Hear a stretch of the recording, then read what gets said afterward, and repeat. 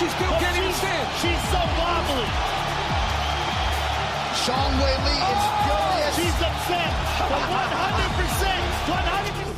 What is good? What is up, everybody? Welcome into a brand new edition of Axe Kick Picks, episode 243. Today is Friday, August the 21st. The year is 2026. And Joe, these are my favorite shows to do. Post pay-per-view, post number events. I love the pre ones, but talking about it afterwards is always my favorite episode. How we doing? And there's something about getting off the high of a PLE, a numbered event. I think numbers don't lie. I think we're most profitable post pay-per-view, like you're saying. Yeah. So it's not only just fun to talk about what we just saw and what we're going to see, but I mean, the bank account shows it. 100%. We are profitable this weekend. And like you said, I think we're big time players, like big time Paul Hughes. Like we just come in and big news and we're just ready for these number events. Meanwhile, like it's not like we take the foot off the gas with the fight nights, but no, it just has a different feeling. Yeah, I mean, at the end of the day, you kind of get a little amped up, and we try to take our bets away from our hearts as much as possible in this game. As we know, it is as brutal as it comes with the gambling aspect, with the actual fighting aspect. So we don't want to get burned too hard, but it happens. You see a fighter you like on a big name card, you're like, you know what? Let me throw a little bit back in them. Let me throw a little capital back at them. Hope they pull it off, and then they don't. You're a little upset, burn it. I think you get a fairer slate. No biases thrown into just regular fight nights or any of the sort. Absolutely. And we got a bunch to talk about. I can't wait. Like I said, these are my favorite. And the train doesn't stop. We're going West Coast. We were on the East Coast here in Philly, going to Sacramento, the capital, should I mind you, of California. Yes. UFC Sacramento. And honestly, I know the card isn't stacked with names, but there are a lot of the matchups. Fighters I am interested in. I think we're going to learn about come this weekend, but that's not all. PFL Tampa continues. We're down in Tampa for maybe Chris Cyborg's retirement. Now she's keeping the door open. She's leaving it open. She's saying, no, actually, this is just my last fight on the contract. Like, what are we doing here? Honestly, the card's not the greatest, but I will be tuned in to see Chris Cyborg. I think he's bound for honestly one of the greatest. Yeah, as a legend of the sport, it would have been great to go down to Tampa and catch her. I would have made 2 weeks out of it, but hey, at the end of the day, we can enjoy it from our couches and then we can lock in next week. You know what I mean? We also got on Saturday night PBC pay-per-view on DAZN. We have in T-Mobile Arena. Headline by Rolly Romero taking on Teofimo Lopez for the WBA World Welterweight title. We also just saw Teofimo Lopez sign to DAZN. Interesting. Him and David Haney signing to DAZN where they could be matched up on Queensberry, Matchroom. He's not tied to a promotion. He's tied to a network, which I think is very interesting. He doesn't want to go to Zuffa. He spoke out about it, and he's saying coming off a loss, which Teofimo just did, he gets a big fight here against Rolly, who's coming off a big win in Times Square, Joe. The only thing I could say is seeing the promotions themselves, and granted, he signed it to DAZN, which is, like you said, a network, but like seeing the promotions outside of Zuffa kind of respond to Zuffa's introduction to the boxing sphere, because they're going to be allowed to roll out guys with multiple losses on their record, whereas boxing was afraid to do so. But now you see Rolly Romero, you see Teofimo Lopez with 2 losses on their record. Normally, you wouldn't see that the past, let's say, 5 years. I think that's something that you didn't see. So now with Zuffa being involved, they're going to be like, let's just get these guys to fight. At the end of the day, the losses don't matter. We want the best fighting the best, and I think you're going to see promotions follow the suit. So at the end of the day, him signing to DAZN might have been made the most sense financially for him, because it's competition. You get a big name, and those people are going to want you. We're all for sale. Who's going to be one to give you the most? We're going to be up sale for the highest bidder. They came out hot and aggressive, and with the backing with His Excellency Nick Khan, who's strong in TKO. You got Dana White as the head and kind of like the promoter. They're coming in and trying to wreck the game and say, we don't want to put on the WBA, WBO belts. We're going to make our own. But I'll say this, Joe, don't bet against their pockets. Don't No. bet against who they could sign and how relevant and how long they'll last. I guarantee you there's a lot of smart people behind Zuffa Boxing, and the pockets are deep. It's hard to break tradition, though. I feel like as much as you said about, like, you know, them incoming, hey, beware of old man and young man's game, as we all know too well. I mean, these, like you said, WBA, WBO, IBF, like, they've been around forever. So they got to have some merit in the game and probably some backing financially as well.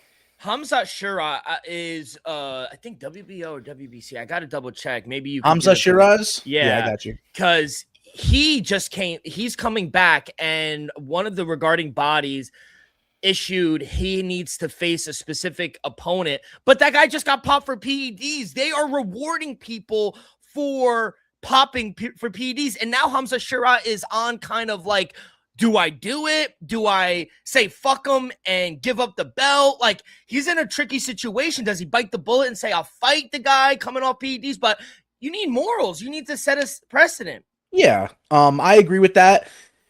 It's like damned if you do, damned if you don't, right? Like, you don't take the fight, and I think it could only hold you back a little bit. But it's like, if you have that confidence as a champion, which he's the WBO super middleweight champion since May, I would say, you know what, take all the steroids, you know, do all the PEDs you need to do, because you're not going to beat me on my worst day. Like, that's the mindset of and we saw it with the Australian enhanced games.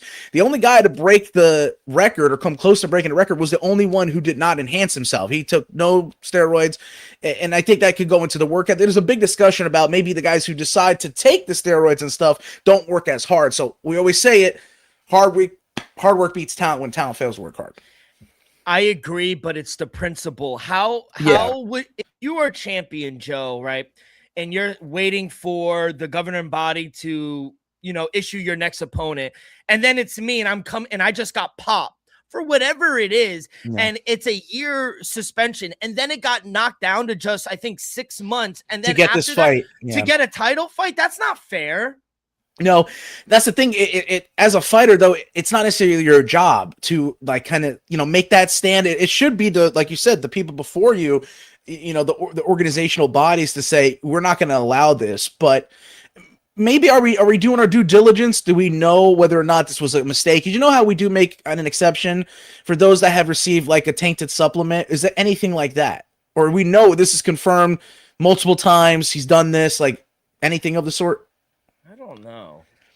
That's the thing. Maybe, like you said, you cut somebody some slack, but you give them enough rope, they're going to hang themselves, right? So at the end of the day, the fighter, I think, is going to be the one willing to fight. It shouldn't be on them to deny it and say, hey, I got to make a stand for the entirety of the sport here. They got to control what they can in their world. And maybe that's, you know not what, Joe, focusing on their camp and stuff. He was on an interview this weekend, and he was kind of frustrated, and he didn't know what to do. And the governing body said, you know what? We're not answering your calls, and shame on the WBO for not he's their champion. That's how you respect your champion. And they say you have 30 days to respond. And if you don't, they're going to strip you. And my thing is, it's you know what, when you said that, you know what it reminded me of?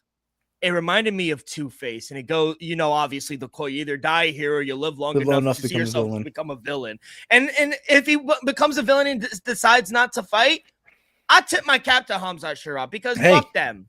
Honestly. Yeah, and therefore it's like, you know, you could deny the fight, and damn, where was my thought going with this? You open up a can of worms on me there. All right. It's just the fact that he's gonna take the fight with the guy that, you know, like you said, whether or not whether or not he popped or not. No, he did. That's where something that I think Zuffa could take advantage of. Now, where I think it could lead to is, that's where I was having difficulty. It could lead to maybe like the favoritism, because you're kind of making exceptions then to a point where if a guy like Hamzat Shiraz says, oh, I'm not defending my belt against a known cheater, and the old organizations like we just mentioned, WBO, saying, no, you have 30-day clause, like we've seen our heavyweight champions get stripped time and time again when it made no sense. Maybe, like you said, Zuffa can capitalize on that and say, you know what, we're not going to play by that type of rules. We're not going to put our fighters under that, type of scrutiny where, hey, you don't decide to sign the contract, we're stripping you of your title. Maybe that's something that Zuffa could take advantage of, but like I said, maybe it could lead into some favoritism down the road where it's like, oh, well, I could just say, all this is happening. I don't want to defend my title. Now you got somebody who's, stagnant in the division. So you got to be careful about it. That's all. I think we could spend a whole hour just talking about drug testing and the performance and how, whether it's letting people know you're coming and how they could cheat the system unless being more stringent and not allowing people to, get the system. There's so many. Why don't you do it randomly?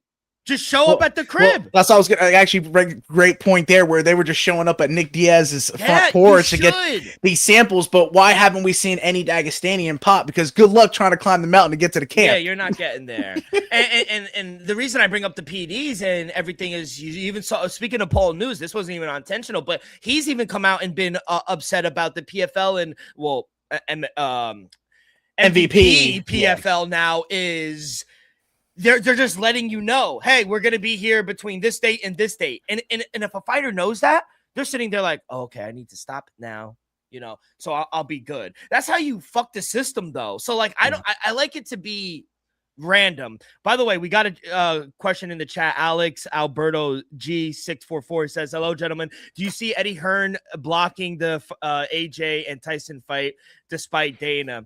That's a great question. He came out and said, listen, like, I could sue and everything, and Dana's not taking it seriously. But like I said, you do not want to underestimate Zuffa boxing. No. Well, excuse me, Anthony Joshua signed to Eddie Hearn still, correct? Correct. That's what it is. And Tyson Fury is now with Zuffa, right? With Dana and all them. After that walkout. Is that confirmed? I think he's with himself. He's a free agent. This is a fight he signed with His Excellency Turki Al-Sheikh. He's not with Zuffa. I know they walked him out at the White House, which was weird. But I think Eddie Hearn would do anything despite Dana White. I mean, look, he signed his star heavyweight. He was like, I'm going to take managerial responsibilities for Tom Aspinall just to spite you, Dana White. So it's like, didn't someone else just recently sign with him as well? So I want to give credit. Let me break this down to what the question was about, because I literally just read it today while I was at work. I want to give credit. Everything Boxing I2 came out and they wrote something with Eddie Hearn. It says, for the Joshua fight to take place in America, because that's the big thing. People want it in the UK, which I agree. It should be in the UK. But Zuffa, the soul of it should be in England. And Nick Khan and Zuffa. And how big that Mark Shapiro, they're big Nick fans. You know what they want to do? They want to own Madison Square Garden for that weekend. Have 334 and this boxing fight back-to-back weeks. Wow. If they do that, that is something no one's really ever done. So that's the reason I assume this is Dylan. I could see that as well. Because they're hungry people. They want this. And obviously the people in the UK, these are arguably the two biggest UK fighters. Yeah. It deserves to be in Wembley and for the I agree with that. But like we said, what incentive would Eddie Hearn have to kind of block that? Like, is he losing out financially? So listen, I want to say something. So for the fight to happen in America, Eddie Hearn has demanded or asked all money payable to Matchroom across all future dates or snooker events be paid immediately. International promotion fee plus deposit, World Series darts, 167 Riyadh season. Matchroom to have joint control of November 20th, the date that they have undercard with the following take place.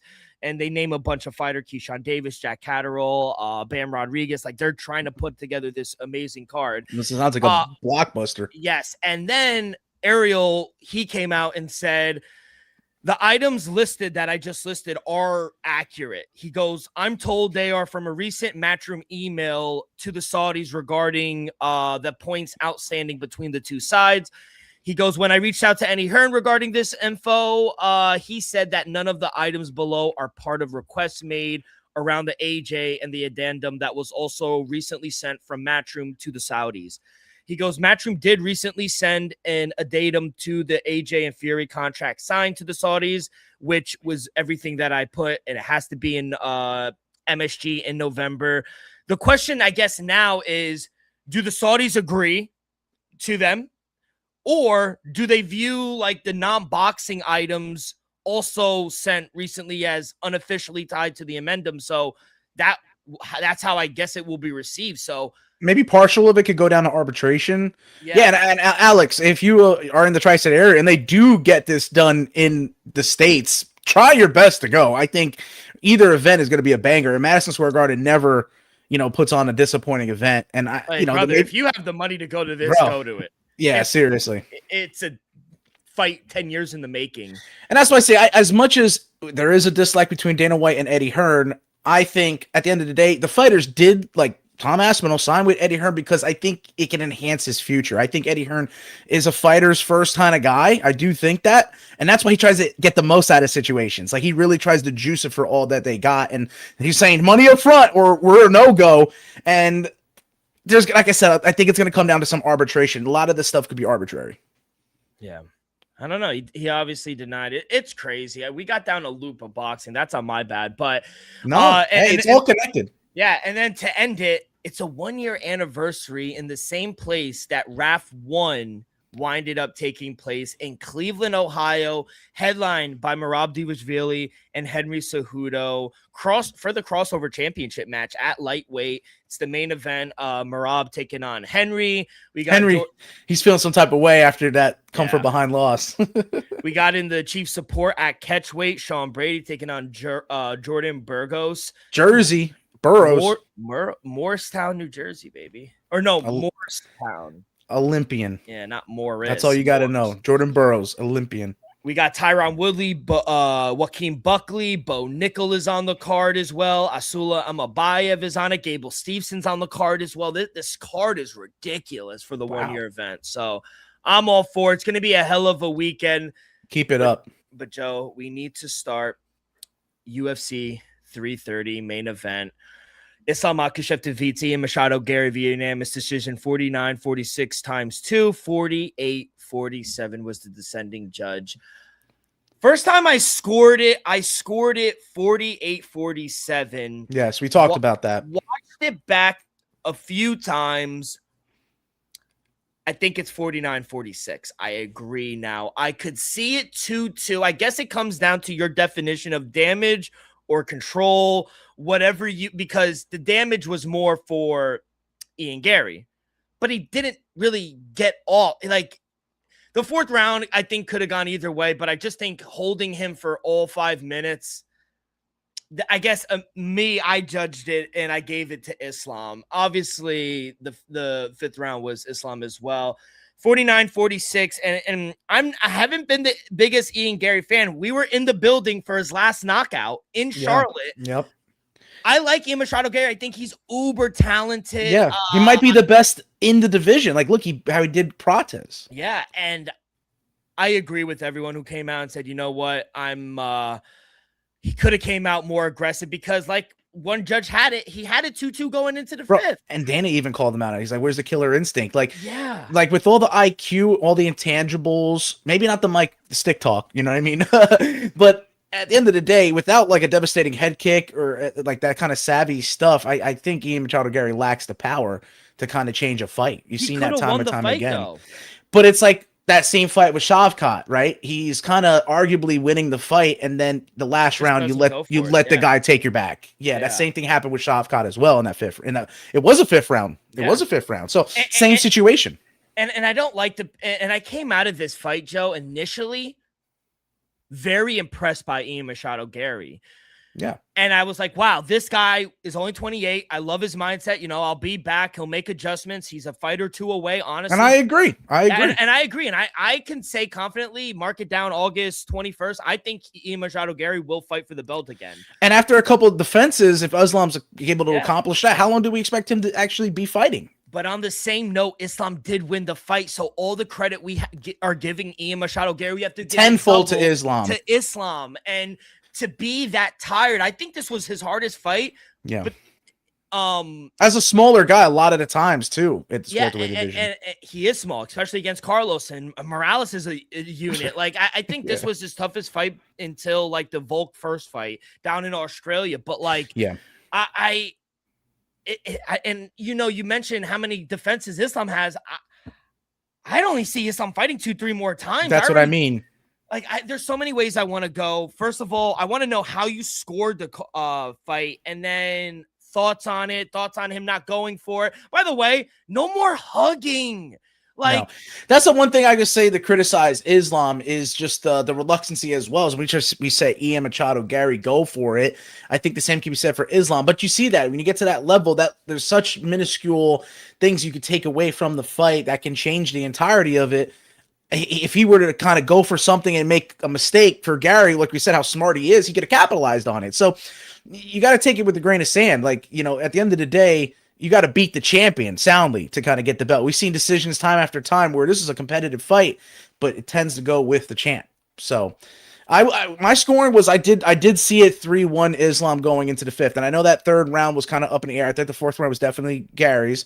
And that fifth round, I was like, you got to go for it. Like we were just saying, like, you know, go for the kill. You got to finish the fight. You don't know where the judge is. I actually still like the corner work for Islam. Oh, absolutely. Connor, and you don't know what's going to happen. Yeah. What's coach, is it Rivas? I'm sorry, but you know, he's been there with Abdulmanap all this time. Habib is right there. Like, they're telling him, like, we don't know what the judge is going to do. Like, I like that cornermanship a lot more than someone will get into the next fight. Julia Robertson. Dean Thomas, giving nothing after the third round. But that's what I mean. Like, these guys were invested into the moment.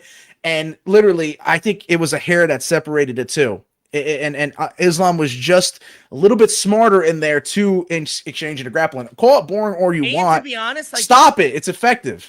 Exactly. You need to stop it. My thing also is Ian Gary was fine. He wasn't even breathing hard in the fifth round. Islam looked like he was in more of a fight. Exactly. So I don't know. It was amazing what he did. He obviously breaks Anderson Silva's record as well. He had the most significant moment of the fight, that second round knockdown with the head kick. With the head kick, he caught him. Biggest moment in the fight. And Joe, you're talking about hairs and how these losses are razor thin. Even to Shafkat, he lost by 1. Yeah, he's losing to the top of the creme by inches.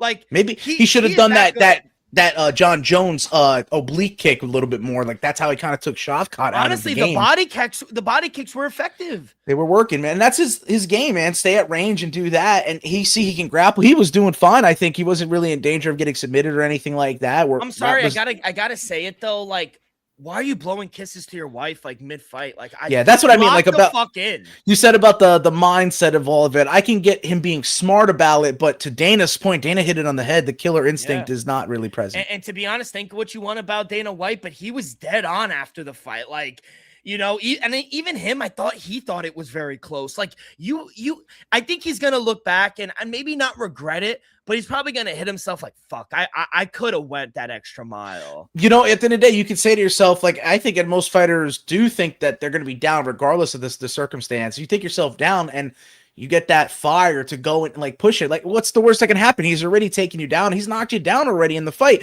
You already experienced all these things that happened in the fight.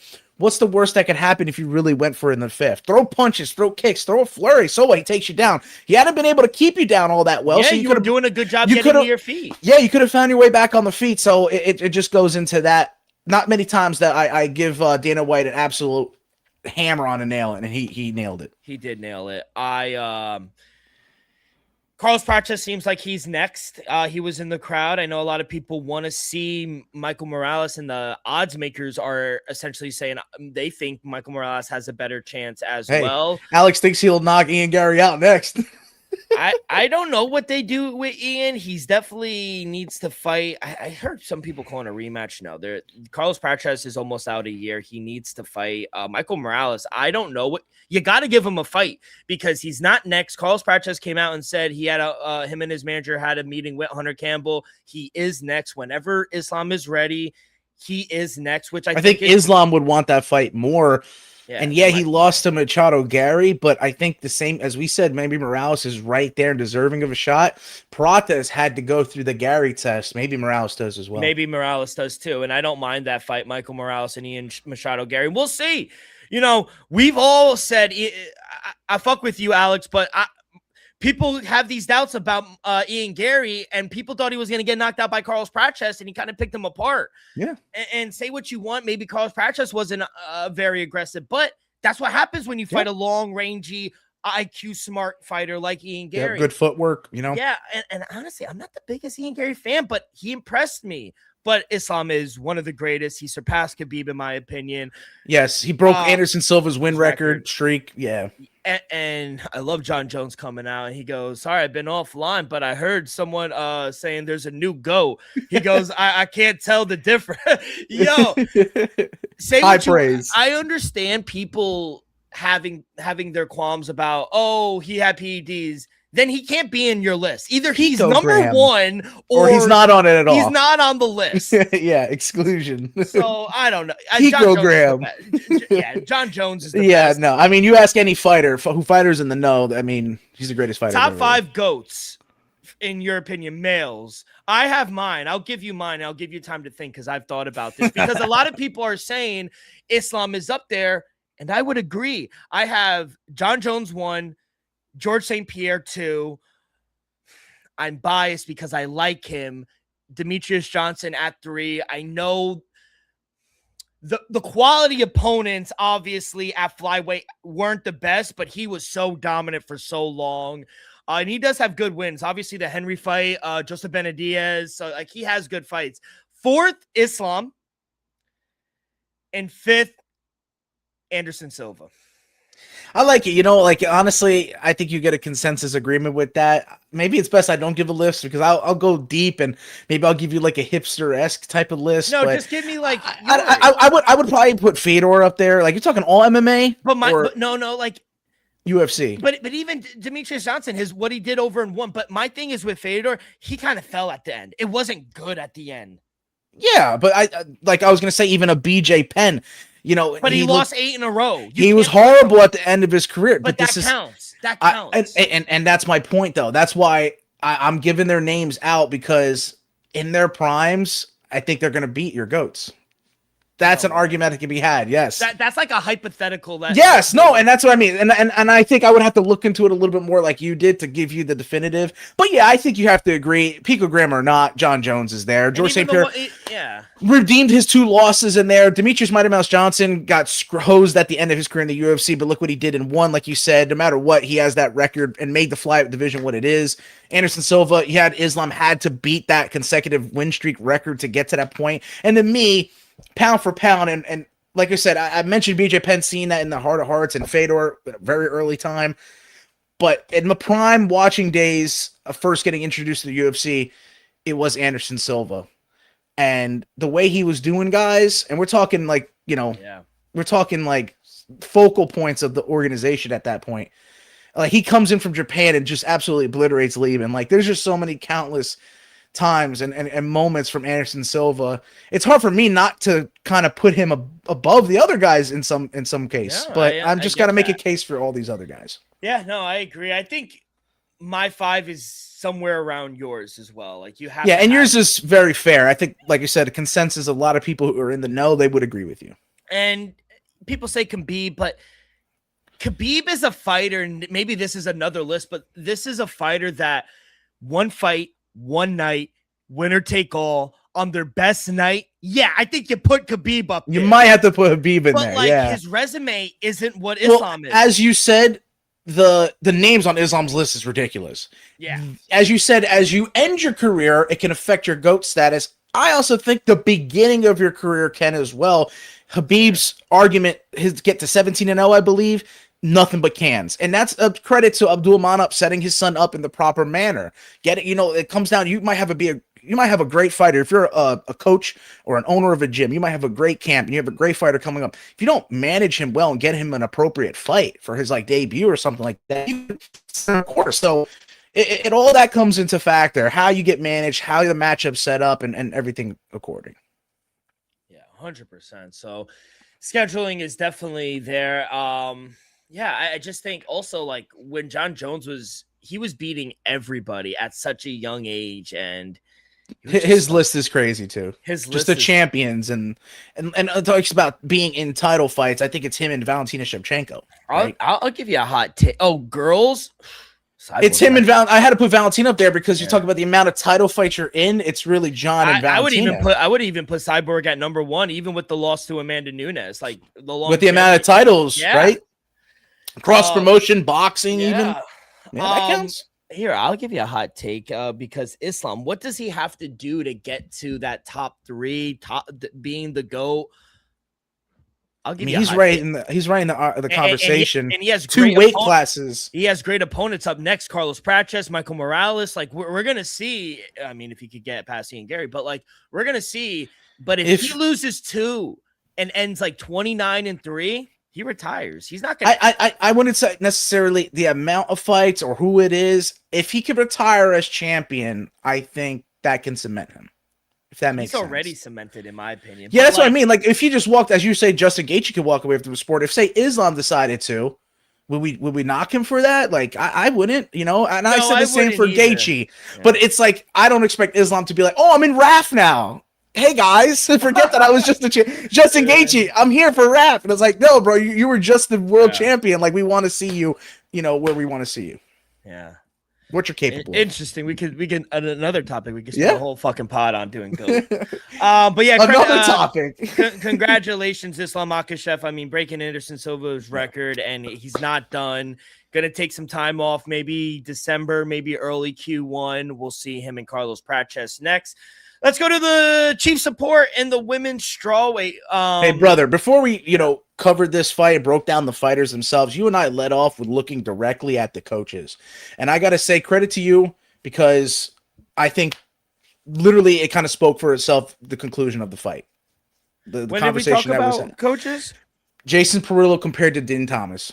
And I said that, right? Yes, we said that. And you even saw it mid-round. The cornering was terrible. He looked defeated just sitting there. And this is a guy that in between rounds, John Anik or whoever's lead host, he winds up saying, hey, Dean, what do you got? Nothing. Crickets. And I feel for Julian because I think she's a really nice girl. She fought her ass off. She'll be back. Mackenzie Dern has just evolved into being a champion. She's leveled. She's levels right now. And there was just honestly, maybe Julian would have been better without Dean Thomas. Let's be honest. And then also, did you just hear that? Not the interview, but he's on that like panel with Dustin, Chris Weidman, Deep Waters, his podcast. And then we're like, oh, Sean Brady's got to fight or something. And he was like, yeah, I'm going to corner him. That's why I fuck with Dustin Poirier because he looked at him with such disgust. Like, and Jorge Masvidal was like, bro, I was defending you. Yeah, they know as a fighter that's some fucked up shit. That's some fuck shit, bro. And obviously, if you don't know, it's all over. But like Julia Robertson loses the biggest fight of her career, and the night is hers. And instead of being a good coach and being like a Sarah Longo or Saif Saeed and really comforting their fighter, they made it about himself. Literally an hour later, didn't tell Julian like what he was doing, decides to retire on live television from cornering and not saying like, I don't know, I'm trying to make it better for him, but like saying like, oh, this is the farthest that I could take her. He said, this is the farthest. No, not even she can go. Yeah. That's worse. Yeah, I know. I'm saying I'm trying to make it better for him, but like what he could have said, but like he said, I think this is the farthest she could go. Like, dude, yeah, you don't have to defend it. I mean, he has come out and apologized, but I thought I had to bring up that. It was like not even apology. No, because he made it about himself. Yeah, and then Deep Waters, boom, turns it around again. Why he apologized? The whole Deep Waters podcast was crazy because in the beginning he apologized, right? Yeah, and made it about himself. Waited, didn't. He apparently, according to Jillian Robinson, she texted Ariel and she said he texted me, apologized. She's never responded to any of his voice memos, his calls. He said, I'm going live in 10 minutes. I'm going to apologize. Like, he let her know and whatnot. And then he called her later that night. She never responded. I was going to say, I think the damage has been done, yeah, dude. Like, dude, what the you think she's going to, like, thumbs up it or something? Like, you're dumb now. Like, yeah, for, like, half of her life, you were there with her. And then, like, you just, like, cut her out, kind of. And then, like, what do you expect her to do? Be like, oh, no, you know what? Come in. No, she was going to cut you right back. And she said he never told me before he was going to do it. Like, I could understand that, be like, oh, listen, she knew. But, like, dude, you made it about yourself saying, you know what? I was selfish, this, that, and the third. And then literally saying at the end of the show when they're previewing RAF and whatnot, they're saying, oh, are you going to corner Sean Brady? Has a fight coming up. He goes, yeah, and then makes a joke like, oh, maybe if the Cash App is good, like, Dude, now it looks even worse. It makes it. He's digging himself a deeper grave, right? And I think for Jillian's point, like you said, maybe she would have done better without her, because outside of this championship fight, look at the streak she was on. She was looking like an absolute killer. Like, girls didn't even belong in the cage with her, and she kind of looked like a shell of herself in that championship spot. Like, I don't think that's the full extent of Jillian Robertson, and I'm sure she'll be back, probably and most likely with another head coach. Yeah. But I think there was something about the vibes and maybe the attitude leading up to this. If Dylan Thomas did this at the end, like you said, with no kind of forewarning, you can't tell me those vibes were there during the camp. They certainly were, whether they were said or not. Subconsciously, I think it affects you as a head coach and your coaching ability, and then your fighter feels it too subconsciously. So I think it was doomed from the start, unfortunately. I got to address Alex in the chat saying Mackenzie is still not the real champion to me. What is the latest update on Zhang? She's on a sabbatical. I have not heard that, but I couldn't disagree more. I mean, you don't need to beat Weili Zhang to become the champion. We've seen so many fighters become champion and not beat the current champion. You don't need to beat Weili Zhang to become the champion. I think people who say that, I don't know. I think it's more or less, we were now given the ability of this next level Mackenzie Dern. She never had the ability to get the title. Let's say she had to fight a Weili Zhang to become champion. I wouldn't have liked her chances of not being a champion beforehand, and that would have been her chance at a title. Now that she has received the title, I think that fight against Weili Zhang is going to make it that much better. You got two champs now going to kind of undisputed, and no, it is undisputed. Yeah, and you're just not. But I'm saying you're getting the two champs to go for. Mackenzie Dern's going to be defending the belt. That's the thing. Yeah, Mackenzie Dern's going to be defending undisputed belt, but it's going to I think you're going to get a better fight out of Mackenzie Dern, someone who has fully realized their dream and has now improving. Like we said, when you become champion, we do believe that you become an even better version of yourself. I just don't think that would have been the case. So say all you want about who's not a champion. The fact that we got Mackenzie Dern as a champion now is going to be very competitive, I think, against Weili Zhang. Whereas before, if she wasn't, I would have put the house on Weili Zhang. I think she would have blown out Mackenzie Dern. I couldn't disagree more. I think any girl wanting to fight Mackenzie Dern's in for some trouble right now. I think she's fully realized who she is. The belt has made her better. Yes, that's all true, and I agree with you. It is going to be I agree with you saying that you don't have to beat. What if Weili Zhang retire from the sport? Who would be the champion? I just generally think that people dislike Mackenzie Dern, and I think people wouldn't have said that if Kakaran Janjiroba would have won. They wouldn't be saying, "Oh well, you're not really champion. You didn't beat Weili Zhang." No, they're saying it because they have an issue. You don't. I just think that. People think other people are wrong because we don't agree with you. That's not real life. No, everyone's allowed to have different opinions. Yes, but that doesn't mean they're accurate. No.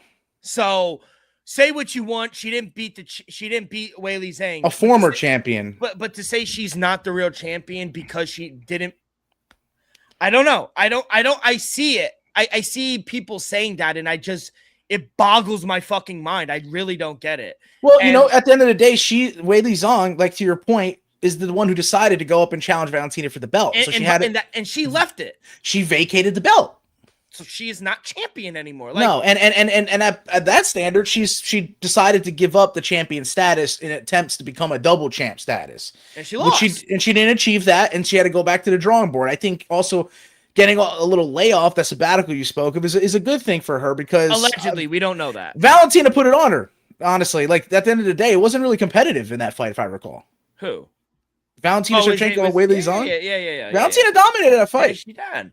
And we don't know if it is sabbatical. That is allegedly. I have not heard anything about that. She's definitely training. There ain't stopping her from training.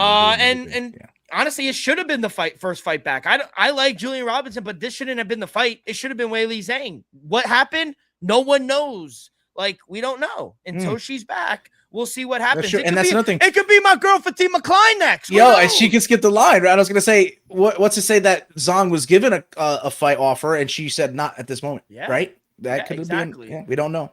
But as for the fight, dominated 4-1, 49, 46. She only lost the 5th round, which isn't the best sign. I thought she could have finished, Julian. There were a lot of opportunities that she could have finished, and I thought you saw it in her face afterwards, like, damn, like I could have finished the fight. Her cardio, her legs got a little tired, she said. She dominated the fight for 20 minutes. 20 minutes. Yeah, and the last 5 minutes, she ended up on her back, which isn't the best sight to end the fight on. As champion. But regardless, she dominated the fight, and she's going to get better. Her striking has improved. Obviously, we saw wrestling and jiu-jitsu levels. Talk about, like, as well, like, going through your career and not letting ego get the best of you. We could look to a Ronda Rousey, has all the attributes for the grappling aspect. And granted, judo, a little different than jiu-jitsu, but something you can resort to, but yet not wanting to improve the entirety of your game. Where we see Mackenzie Dern night in and night out, all I see from Jason Perillo in his clips is Mackenzie Dern in there hitting mitts, hitting combinations, doing what she has to do to improve her game there so she becomes more well-rounded. And like I said, it just goes into her being champion and becoming the full vision of herself. Absolutely. It was amazing to see. We'll see what's next. She said she wants to return Mackenzie around February, around early Q1. And I think that's fine. We'll see who's next, whether it's hopefully it is Zhang Weili. In China or Brazil. No. Yeah, give it. She doesn't deserve. Like, give it to Mackenzie Dern. If you're gonna give someone a title fight, or not a title fight, give someone like a home fight. Give it to the champ. Like, I agree. Yeah, I don't know about that. It goes into our whole argument there. Who's the champ? Mackenzie Dern. Favorite. Because if they did, they would be like, we're hyping this up for Zhang Weili. Zhang again, exactly. No.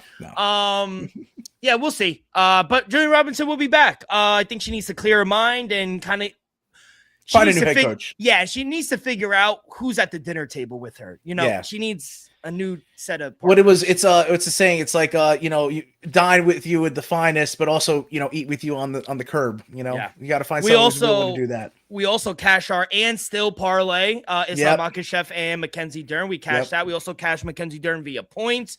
Islam Makhachev via points as well. Boy, if anyone should retire and come back and take notes, it's the tarantula, Jalen Turner, bro, man. Wow.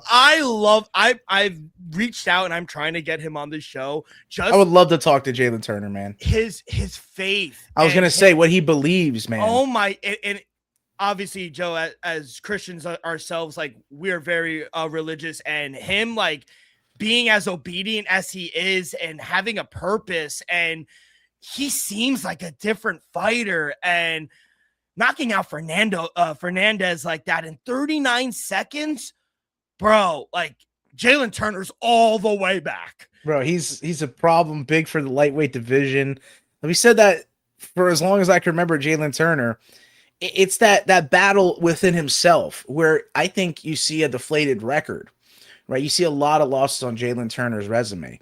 But at the end of the day, this guy is, I think, one of the best fighters in all of mixed martial arts, just because of the physical attributes, and just look how he puts guys away. Like, every time you see like a Jalen Turner fight, and maybe that's what it is, like, he genuinely is afraid for other people because he truly believes that. Like, he doesn't want to hurt other people because he's capable of doing that. But hey, even God needed his finest soldiers to go out there and do what they're capable of. Their God-given talents is for Jalen Turner to most likely become world champion. I think he has potential of doing so, and if he could fully realize it, I mean, nothing could hold him back. Right? Nothing's impossible if you have faith of as small as a mustard seed. And Jalen Turner has a lot more than that. Oh my God, he has so much obedience and faith and hope and everything. I just want to talk to this man, and I think anybody talking to Jalen Turner, I think it will be a benefit in your life. And you'll probably feel it yourself too. Oh, just 100%. The aura from Jalen Turner. Anything is possible, man. And I love this guy. I love Jalen Turner. I'm so happy he got the performance of the night, $100,000 bonus as well. Shout out my boy Dustin. And by the way, I am fading Mansoor Abdul Malik. He might be fraudulent, honestly. Minus 700, Joe, when you get submitted in the second round, I'm off you. That's bad. That's 2 in a row now. It's zero capability with the grappling, it's looking like, it's like a Wong Kong, right? Like, very scary on the feet, but take him down and you just neutralize him. And also, gas tank problems. Bro was gassed Yeah. at the end of the first, and so you can't grapple it. You can't grapple. You can't breathe.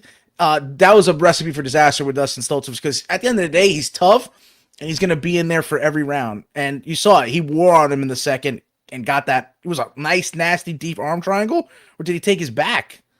Oh, he did his back. Yeah, bro, he was on him, bro. And then a slam, full vertical, high impact slam. Like that was, you don't let that happen if you're minus 700, but he did. No.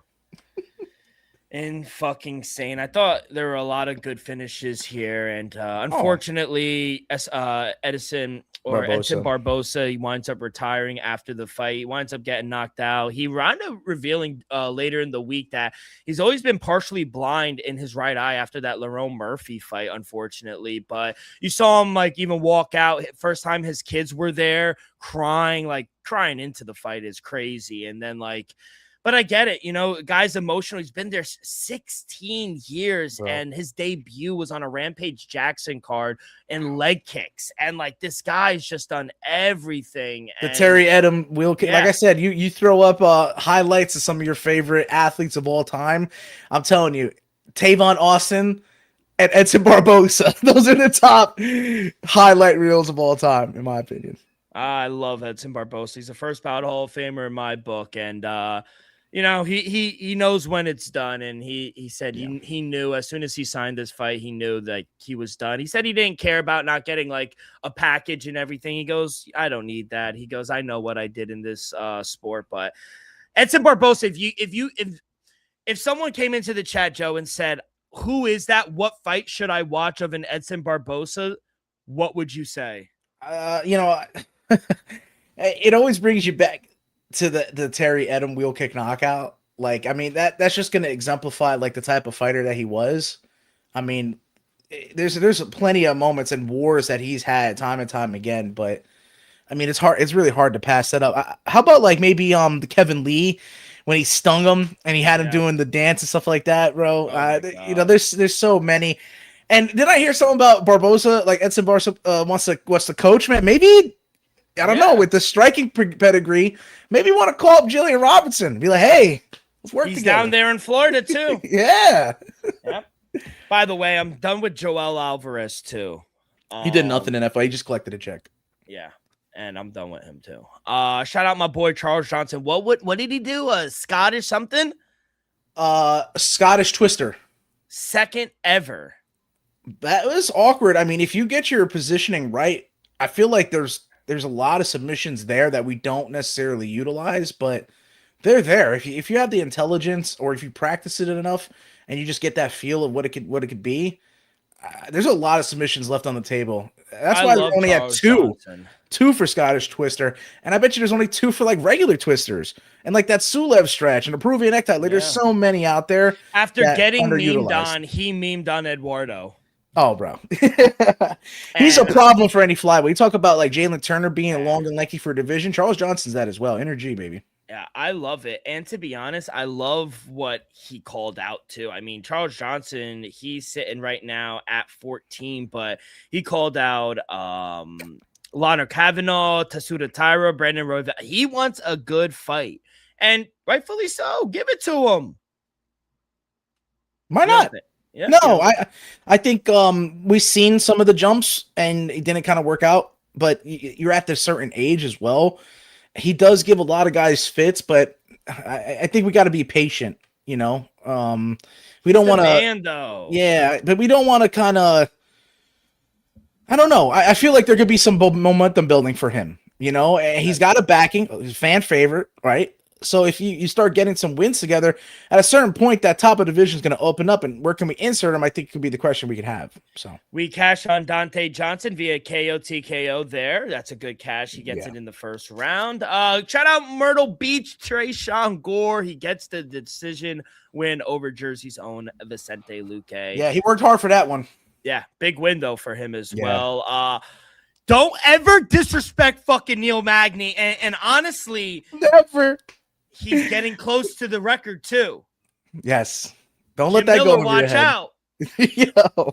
Yo, Neil Magny is the man. He just keeps cashing for me. He is actually, I said my top 5 of Neil Magny. Magny's on that list, bro. Yo. Yo, I see it. Like, how many years they're accumulating, right? We've seen Edson Barbosa just retire after 16 years. Like, Neil Magny's getting up there. Jim Miller is up there. Like, I think at a certain point, if you say either one of them are in the Hall, the other guy is as well. 100%. So, in my opinion, Neil Magny, Hall of Famer. Put the jacket on him. 100%. And he cashes us plus 125, baby. I love it. Shout out Jeremiah Wells. That was insane, bro. And my thing is, and he gets the performance, and sometimes it's tricky. First fight of the night, you got to wait the whole night to see if you get a bonus. But he gets his submission over your boy, Olerba. Yeah, bro. I mean, a lot of people had Olerba. He's looking like he could do it all in there. And then look what happens. He does have some losses, and they kind of sneak up on you by surprise. And I was saying to myself, I was like, how can I get value out of this guy? Because I was telling you, I'm like, Jeremiah Wells is in Philadelphia in his own backyard, and he always puts on bangers. Like, Jeremiah Wells is a great fighter. We just got him too late in his career. Another guy, like we said, prospect at 37, 38. If this guy got in here at 30, he would have been a big problem. Yeah. He just closed the show in that third round, grabbed that neck and never let go, put him out completely. So, I mean, at that point, if you're the organization, do you give him what he wants, right? Because he said he's going to retire if he doesn't. I don't think it's the smartest to fake an organization out like that, or kind of demand or make them call your bluff. I don't think that's the wisest, especially Jeremiah Wells. Now, if it's someone who has higher stature, then okay, maybe it's just that the fact that he's old, like he knows himself. He's like, look, like, I'm not going to do this and fight like 15 through 10. You got to give me a top 10 guy because I think I'm capable of doing it, because my window is short. Yeah. And if you don't have that for me, then I'm just going to coach, or I'm going to just train and just do my thing. So yeah, I'm with you. I think you're playing a tricky. I was going to say, you put that kind of bet in, I think the odds are against you a lot of the times. Oh, you went top 15. Here's number 40th. You mess with the bull, you get the horns, and the horns are Dana White's matchmaking. So ask Anthony Torres. The bull. But overall, I thought the card was better than most people thought. We did go 5-2. We hit on some plus money as well. So overall, it was a really good night. Joe, how did you do? I went 6-6. I would actually also rank it as a 6 kind of level card, because at the end of the day, it's good and how we hit in the Cohen main event. I think a card could be kind of, leveraged to its, main events, its future attractions. The fact that we went all 5 on both fights dragged it a little bit, so that's why I got a little reduction as a ranking. But 6-6 isn't bad. No, you want pure, and you hit some plus money. My thing is, you want pure violence, where I thought it was so high level. I was like, this is fire to me. No, I not necessarily that. We could get decision fights where they're going for it a little bit long, but 5th round of that co-main event fight, get your back taken. Looks like they cruised out of here. Same thing with Ian Machado. Gary gets his back taken, cruises out when we wanted to see them actually try to go for it. So that's why I said the ranking went down for me, but I'm with you. A high-level fight, if you know what you're watching, you can enjoy it. Yeah. Bro, what a fucking knockout in Dana White Contender Series. Bro, what happened to your boy, Nemo Fazi? That's not my boy. I picked Kai Brito, baby. He was talking shit the whole time, and now everyone is jumping down his grave. And he did come out and make a video and say, you know what? I was talking all shit. I'll be back though. I don't like he called it a fluke. No. Knocked out. Bro, he was getting caught with exchanges. He had his moments. He had one exchange. Fight, though. He was, but you just can't let that happen. And that's what I said with Brito. Every time I seen him go out there, LFA, all these times, he goes for it. As everything we talked about in the event being a lackluster, this past Dana White Contender Series was probably and arguably the greatest one we've ever seen. And ending with that knockout, not joking. Like, this was so entertaining from start to finish. I mean, hell, even my boy Trent Miller. Yeah, bro, and that was surprising to get the finish, but I was going to say, even the first fight of the night, it went to the judges, but it was the most entertaining fight of the night. So, I mean, it was a great card. Yeah, 4 finishes except the first fight of the night, but my boy he ended in a contract. Yeah, everyone who won got a contract, which rightfully so. That's what I was thinking. Maybe Tanner Tremblay could have got one, but that's what Dana said. He's not giving out contracts like that to losers, unfortunately. You got to win the fight. I do believe he's done that, though. I remember Jose Medina, right? Yeah. He gave him a contract off of a loss. So depending on how you do in the fight, you might get a contract even if you lose. But you got to win your fight. You got to win. Through 2 weeks, what is the current update record for Dana White Contender Series? I got you. We went crazy. You just went before 4-1 in week 1. week 1, we went 3-2 here, but I doubled down on my KO TKO. So Kike Brickto, I hit on the money line and the KO TKO. Christian Perez, I hit on the money line and the KO TKO. And then big dog, Alec Lorenz, money line and KO TKO. It was a big underdog, and then we doubled that with the KO TKO for him. So at the end of the day, that would, I was going to say, if I double down on all of them, that would be 6 wins, right? 3 wins turned into 6 technically. Yeah, so it'd be 10-3. 10-3. 10-3. And one of them you got right, but the judges. That's right. The robbery last week. Yeah. All right. So keep that. Keep the updated record. Yep. This weekend is going to be really good with Bella Mir. I mean, I can't wait for that. Bro, Lady Mir, come on. Runs in the blood. It's coming full circle where like Dana White's promoting her father 10, 15 years ago, and now the daughter. Like, that's crazy. It's fucking crazy. She's a problem, bro. And I think we're going to see it firsthand next Tuesday. Okay, let's take a break real quick, and let me tell you guys about Viva Tequila Seltzer, the most refreshing hard seltzer on the market, hands down. There's no wonder why Viva was voted #1 hard seltzer in the world by San Francisco World Spirit Competition. With only 88 calories, 0 carbs, 0 sugar, no light, 4.5 ABV, Viva is the perfect drink for your post-game celebration, as it was created with that active lifestyle in mind. We flavor tequila seltzer because flavor is the spice of life, and we like our drinks with just a kick. Just like how we like our lives, whether it's Huckleberry playing around a golf with the boys or an elderberry watching UFC Sacramento, it doesn't matter. Our favorites pair perfectly with that artisanal blanco tequila for that subtle and refreshing drink. Our belief here at Axe Kick Picks and at Viva is to live long, live well, and live it up. All right, Joe, we are back, and wow. All right, and we're back, and let's get into it. UFC Sacramento main card goes down at 8 p.m. on Paramount. Plus prelims go down at 5. Like I said, I thought it was a decent card. I understand a lot of people don't like it. Love the main event. I think it's very fun. Middleweight bout between Anthony Hernandez and RoboCop. Heavyweight, we're going to see Vito Petrino go up. Yeah.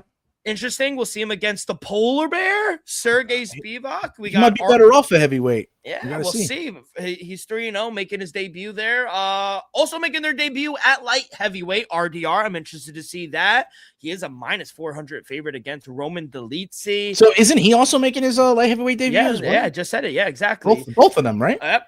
And, one's at heavyweight and one's at light heavyweight. But, yeah, both making their debut at new weight divisions. We also got Mason Jones, who's a beast. My boy Carly Judice is going to knock this girl out.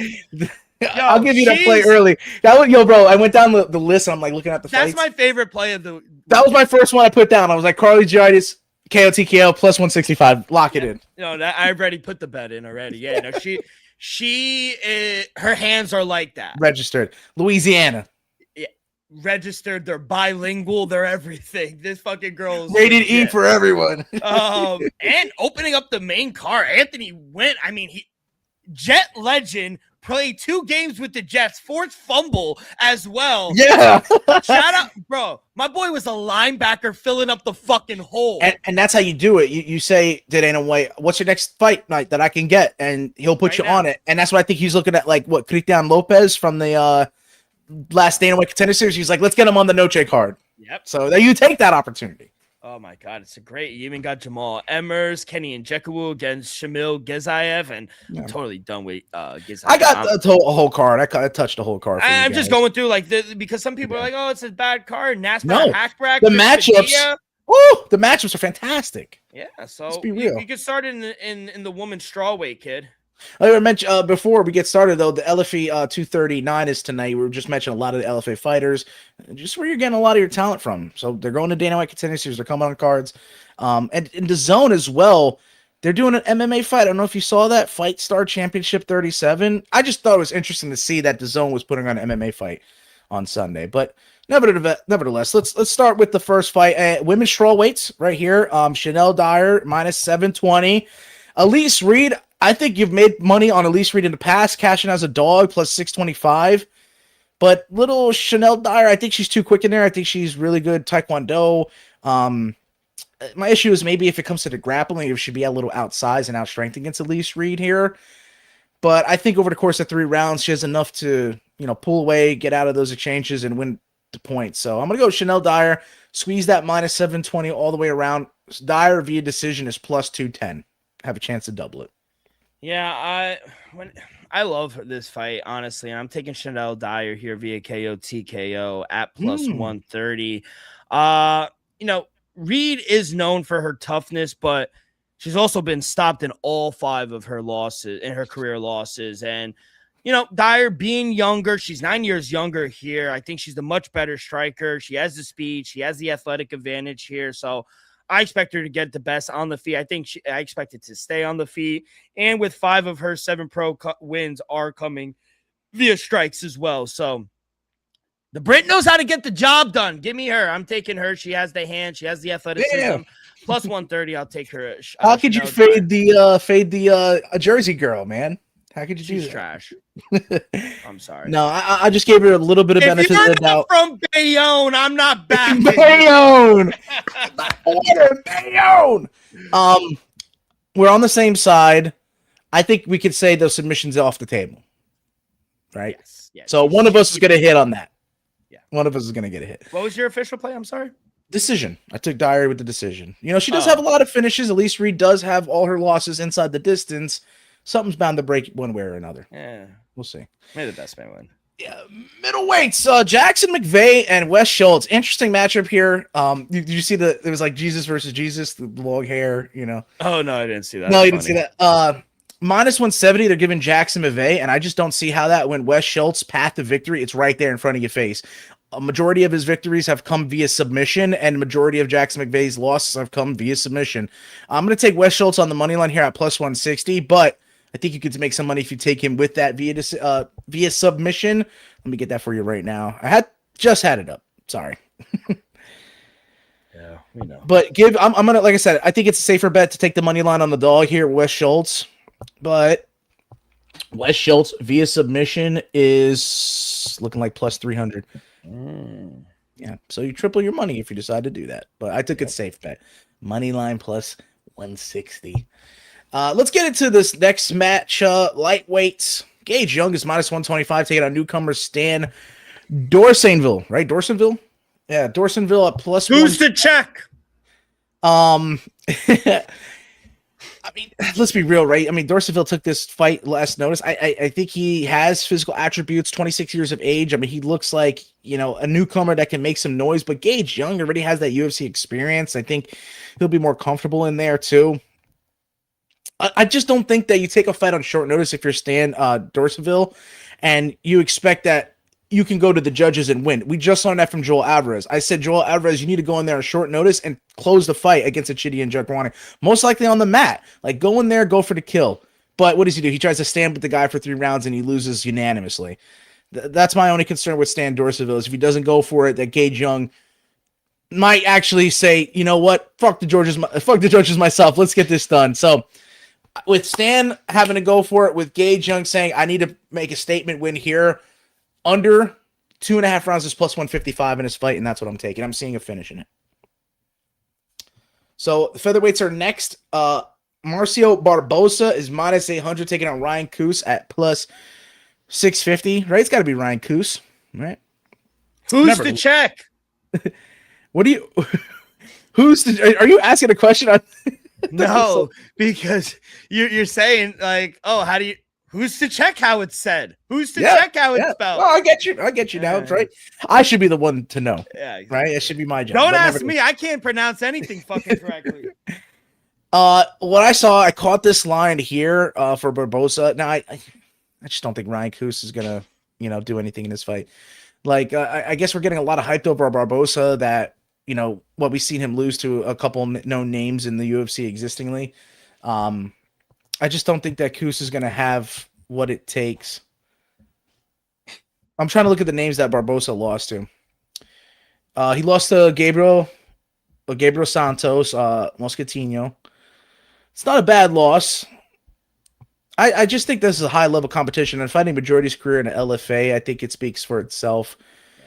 Give me Barbosa and the over half a round. Like I said, I caught it when it was at a half a round. And I mean, they're expecting this fight not to go long, but Ryan Coos, just survive 2.5 minutes. That's all I'm asking. And then whatever happens, happens. So Barbosa over a half a round is minus 175. Love this fight. Next, great matchup here. Lightweights could go down as fight as a night, in my opinion. Chris Padilla, Taco, anytime he's in a fight, he brings it. Nasrat Haqparast, he brings it every single time. I'm going with Chris Taco Padilla here on the dog price. I like Haqparast. I think he has great boxing, but Padilla is just a dog, and he tries to go in there and try to win in any way he can possibly do it. And I just like that Padilla has that has that extra pedal. I know the Markel Madero's draw last wasn't the best, but man, I just see it time and time again.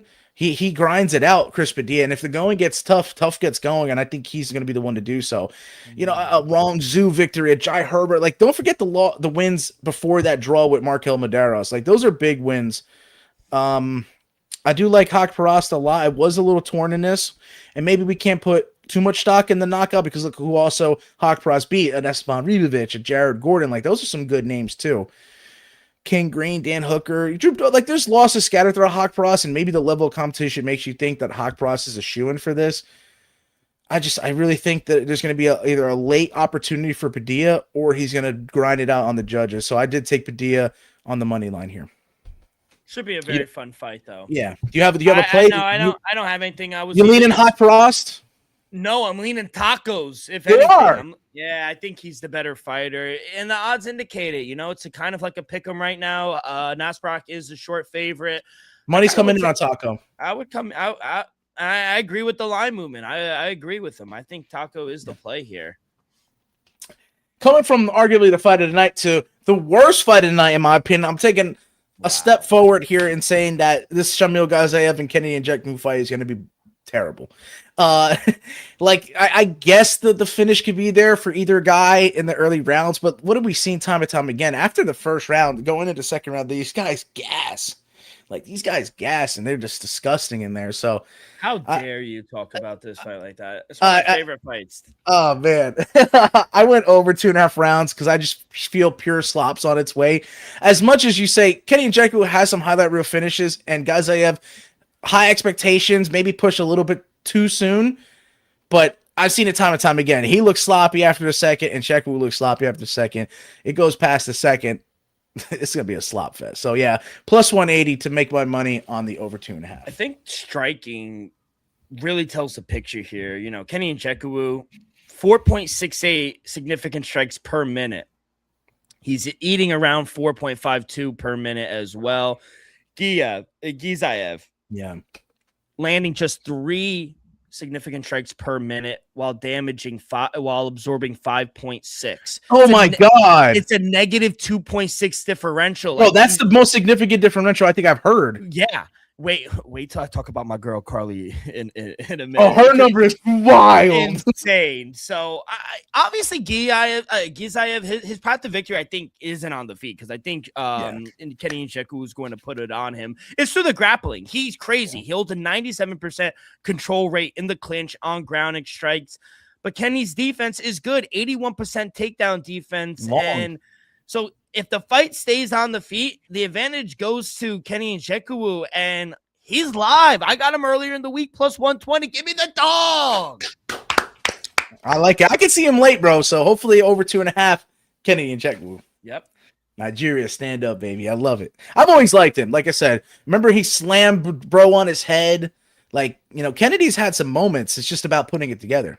And maybe a heavyweight move was good for him as well. Maybe. Right? Only time will tell. Featherweights matchup here. Main event of the prelims. Correct. Right? They put Anthony Wynn on the main card, and I think it's a good spot. Jamal Emmers, great fighter, but Larian Douglas has that touch of death, and I just think he puts it together. Okay. Hit him on KOTKO, laid the chalk with him last time out, got the same number here. Douglas via KOTKO minus 175. Cash it. Yeah, he's going to knock him out. And I like Jamal Emmers, but Douglas he's going to be there. Douglas his striking is crazy. Crisp. I couldn't touch the fight, but I think he's a good parlay piece. Yeah, totally. And that's why I did here, because just like Anthony Witt, I mean, he's such a favorite here at heavyweight. It's crazy to get this type of matchup, but you take it when you get that opportunity. So I laid the chalk almost $3 here with Witt via KO/TKO at minus 290. But as you said, great parlay piece with Larry and Douglas. Took him and Witt via KO/TKO for the knockout parlay at plus 111. Wow. Yeah, Anthony Witt's going to knock him out. Yeah, that's what I'm saying. Back-to-back knockouts. And my favorite portion of the show, the end of the prelims and the first fight of the main card.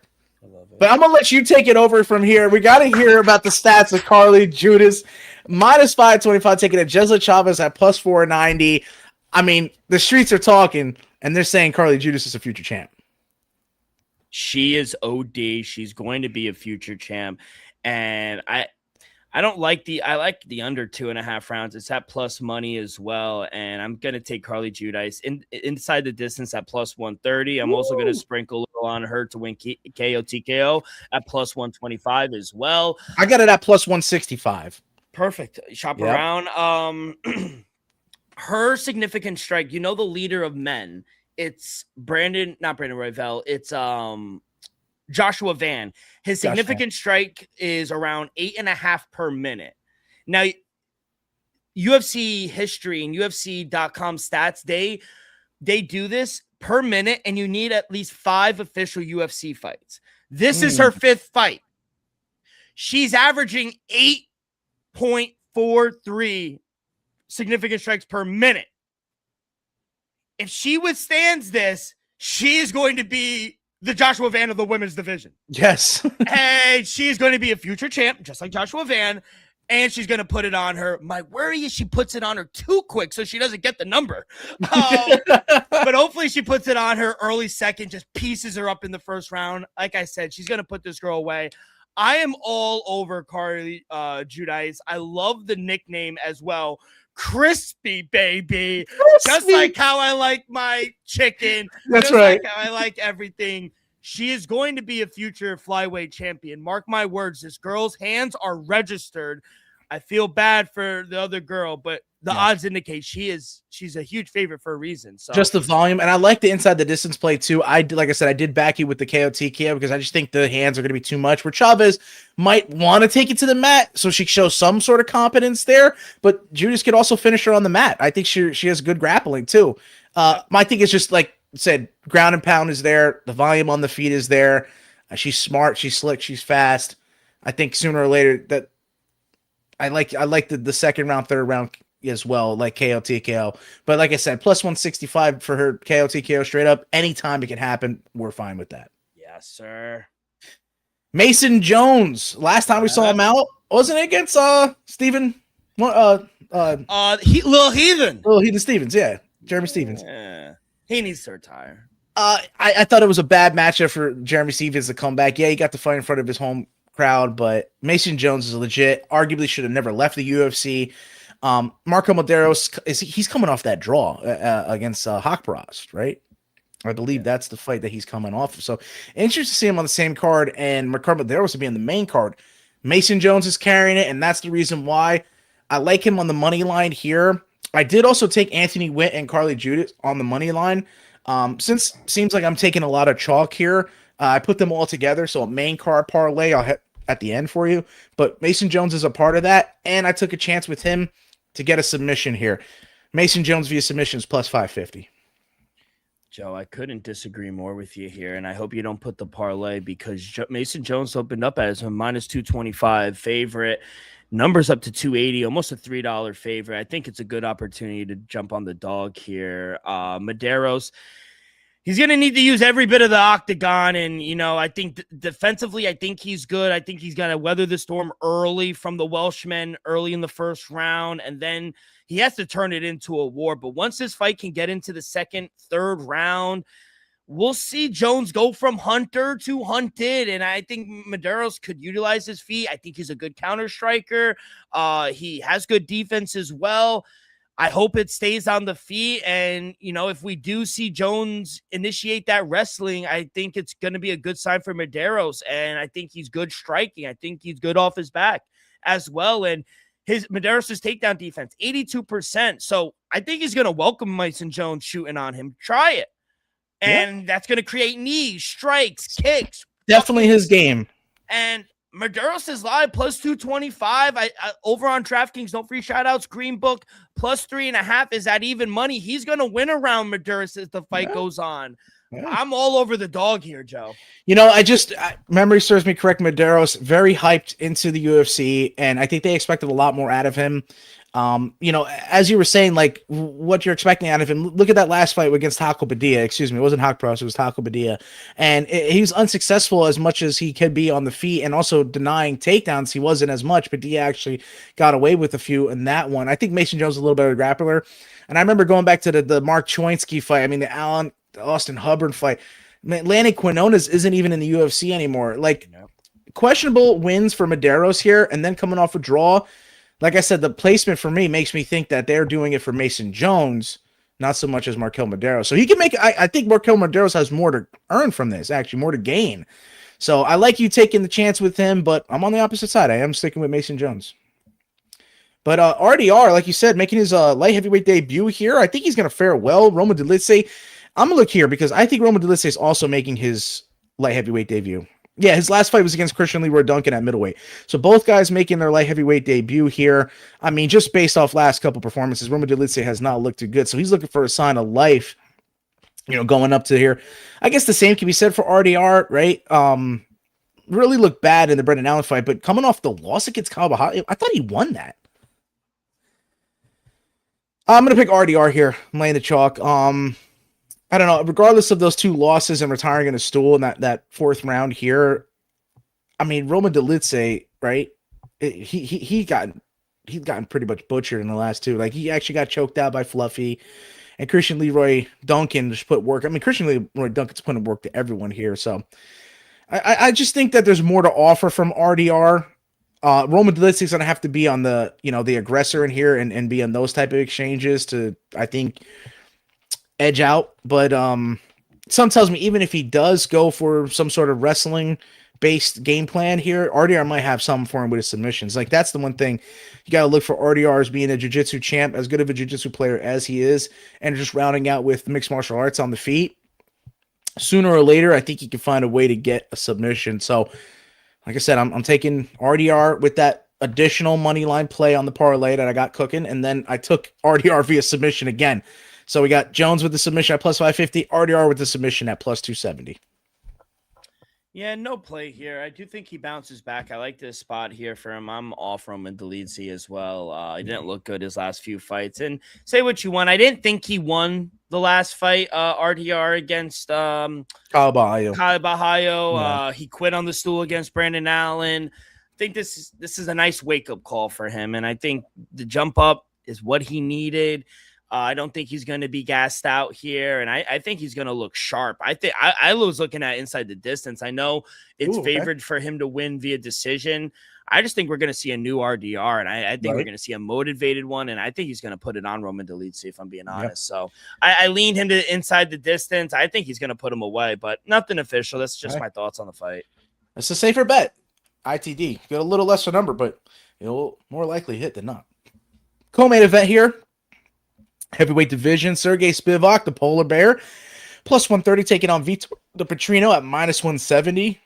And you said debut for Petrino? No, he's fought at heavyweight. He's 3-0 at heavyweight. Yeah, he's doing really good here at heavyweight. Speaking about maybe, you know, for RDR or Roman Dolidze finding life at light heavyweight, moving up a weight class. I think Petrino is going to benefit from the slower guys in his division. And as Sergey Spivak doesn't look like a meteor type of heavyweight that we've seen other guys be a lot, you know, bigger and more, you know, fat on them, I still see Spivak as being slow. Like, at the end of the day, his speed is really non-existent, you know, and I think he kind of resorts to where the fight takes him, and if a submission's there, he'll grab it. If you're putting yourself in a compromised position, he'll take the KO, TKO. I think he takes what the fight gives him, and that's a scary thing, because if Vitor Petrino gives the fight to him, then maybe Spivak can find a path to victory. But that's my thing, is this is, at the end of the day, it's a fight, and sometimes you have to be the initiator. And I just like Vitor Petrino putting the pressure on him and just starting every exchange. I think the winner of this fight is going to be the one who starts the exchanges and I think therefore has a chance to finish it. You know, it's not always how you start, it's how you finish it, but I think Petrino's going to be the better of two. So I did take Vitor Petrino, like I said, that fourth or fifth leg of my money line main card parlay, and I also went back to the house again. He's looked really good on the mat, and Spivak, like I said, he could give you an opportunity for a submission. I'm taking the plus 1,000 for the Petrino via submission here. Let's go, Vitor. Yeah, I don't have a play. I would lean dog if anything. I'm not on Vitor here. I probably would take the polar bear. Think on the feet. Maybe you should. No. I stayed away. That's smart. I stayed away. I couldn't. Sometimes the best both play sides. is no play. I see both fighters winning. Honestly, I agree. Vitor should be the favorite, but I don't think he should be a minus 150, minus 160 favorite. I think it should be around like a minus 125 or pick 'em. Yeah, I could agree. Even though 3-0 in the heavyweight division, we say the same for like a Walter Walker. But Sergey Spivak has been there, done that. The company. That's what I mean. He's going to get certain matchups where you're like, all right, these guys are established in the division. We don't know where to kind of gauge these newcomers yet. Yeah, so I'm off this, man. But the main event of UFC Sacramento includes a middleweight matchup between Anthony Fluffy Hernandez and Gregory RoboCop Rodriguez. RoboCop is the underdog at plus 150, and Fluffy is the favorite at minus 155. D-Rock, do they have the odds correct? Oh, absolutely. I mean, the fights are won with the striking, and sometimes as a wrestler, I tend to go for my wrestlers. I think that obviously the striking numbers go to RoboCop. He's landing around 5.5 significant strikes per minute. He's only absorbing 4.72, so it's a positive differential barely, but Fluffy Hernandez, 4.52 strikes per minute, only absorbing 3.10, so it's a cleaner. He's not getting hit as, They're saying, though, to the body, though. They're saying Fluffy's soft to the body. Yeah. I think he's technically the more efficient striker, despite all the numbers. And RoboCop throws everything in every punch. Yeah, and if you avoid damage, I think it's going to be critical here for Fluffy in this fight. And that's historically where he's been good, too, is avoiding contact. And where it's won is Anthony Hernandez on the ground, 82% in the clinch and ground. 42% of his fight time is in dominant control position. He has 54 takedowns in the UFC. That's 11.27 takedowns per 5 minutes. That's one of the most suffocating grappling. Like, it's just relentless. And when Fluffy gets a hold of you, Joe, you know the fight is basically in his terms. So the honest, it wasn't good, in his last fight. He lost to Sean Strickland. He's a wind-up champion right now. And, against Strickland, he just attempted one takedown across 3 rounds. Like, he completely abandoned his game plan, and that made it dangerous. And I just don't think that's going to happen here against Rodriguez, I just think stylistically also RoboCop is different than Sean Strickland. So I think he goes back to the game plan. I'm all over Anthony Hernandez. Anthony fucking Hernandez. I think he wins via decision here, but yeah, I can't take RoboCop. I agree with the odds. Yeah, it was hard for me to take RoboCop. I think you said it right.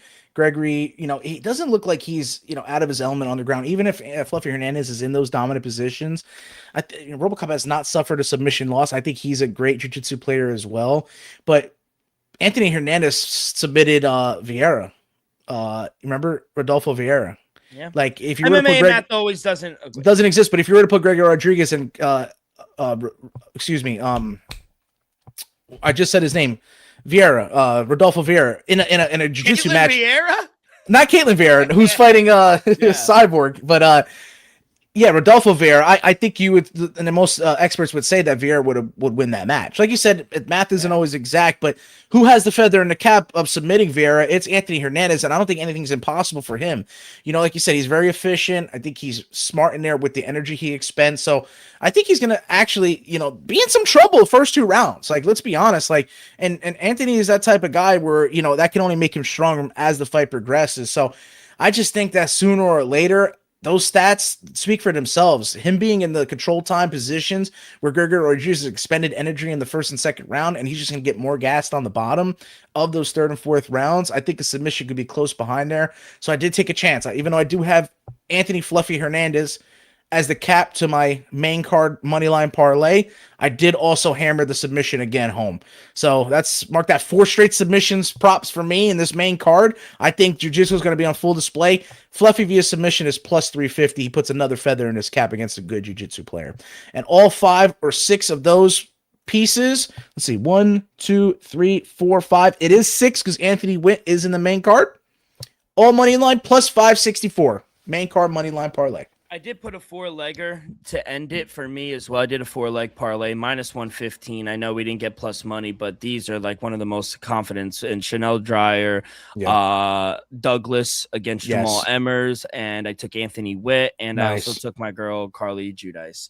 Bro, so all on the money line, minus 115. And I would say, as much as people are not trying to cover women's mixed martial arts, shame on you, because that's where we're most profitable, where we're making the most money. We know women. And giving you future champions. We know women. Thank you. We know women. Absolutely.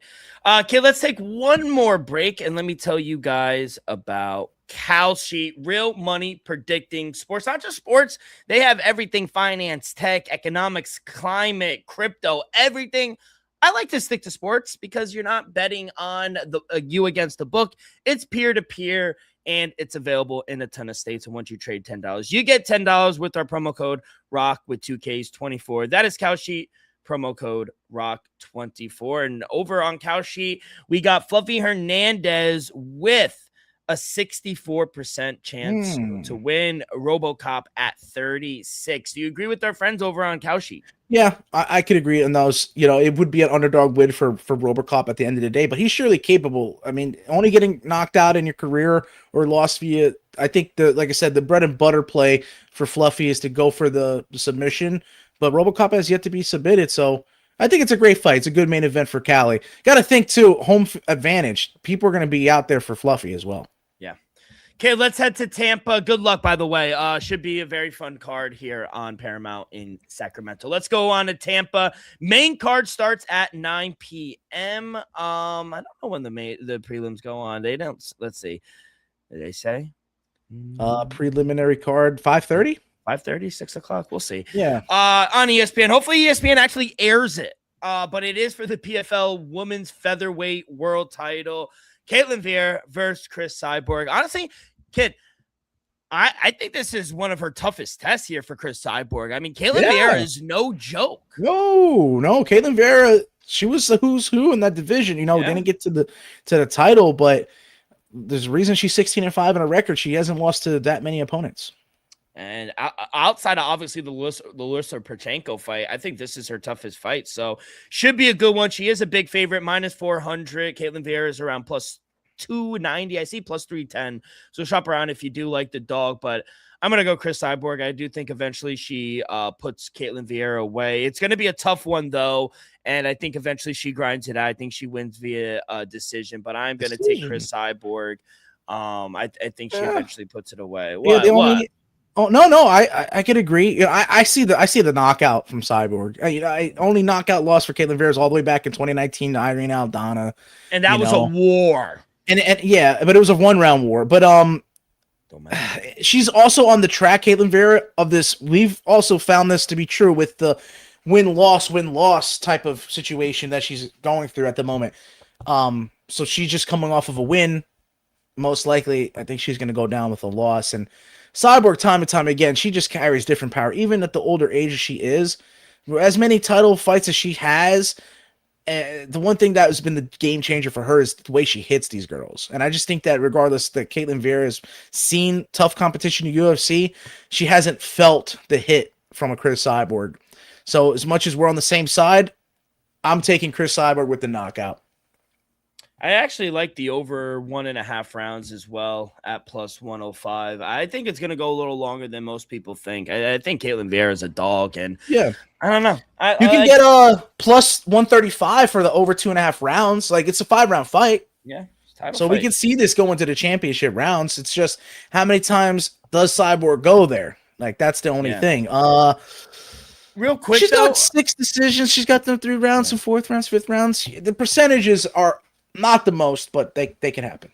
I do have a fight in the 4th fight, or a pick in the 4th fight of the card in the lightweight division. What, Luke Traynor and Ronald Dunlap?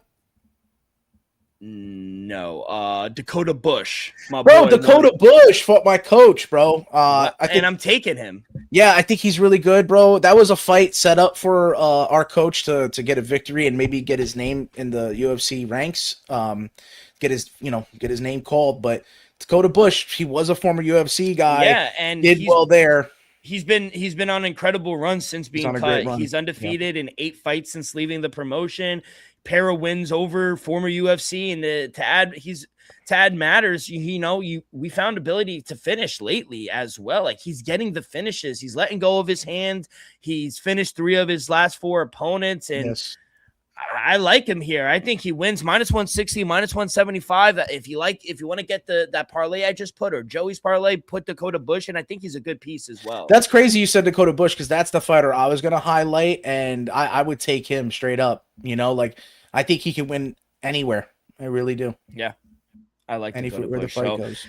Enjoy that. That's going to be PFL. Let's get over to boxing. Like I said, very good card in Las Vegas, Nevada on Saturday night on DAZN, and it is for the WBA Welterweight World Championship. Rolando Rolly Romero coming off that win against Teofimo Lopez.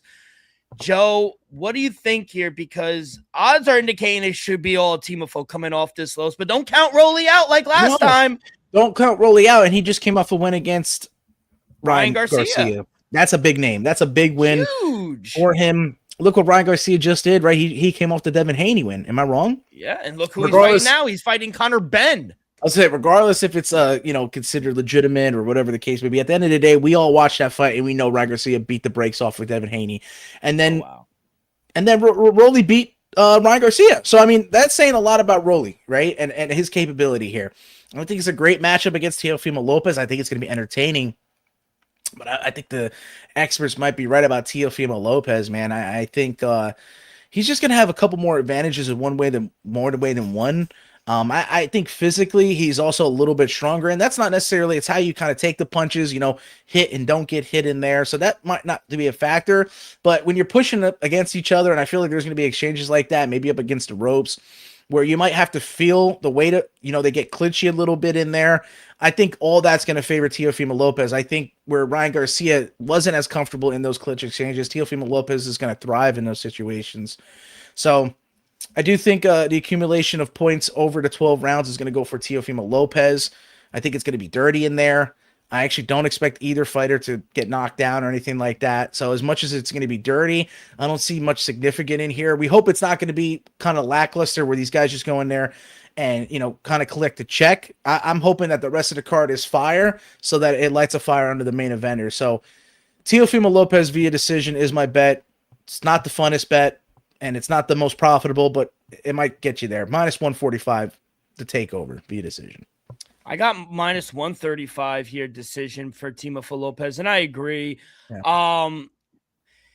I like Rolly, but he punches at some weird angles. It feels awkward sometimes, but if he lands a crazy overhand, I think he could hurt Teofimo, and you can never count out Rolly. We counted him out last time, and you just don't do that, even in the second half of the fight, because he throws that looping left, and if he gets on top of it, he might put you to sleep, but he's got power, but he's not Shakur Stevenson. He's not going to do what Shakur did to Teofimo Lopez in his last fight. They're totally 2 different fighters. Yeah, I think Shakur is on a different level, bro. Yeah, he's top 5 in my opinion. And I think Lopez bounces back here. I'm a big Teofimo fan. I think he wins 8-4, 8 rounds to 4. I think it goes to all 12 rounds, and I took him via decision at -135. And that's the thing, with all this going on, you got Teofimo and Rolly. We could say whoever's going to come out on that. You got Ryan Garcia and Conor Benn, whoever's going to come out on that.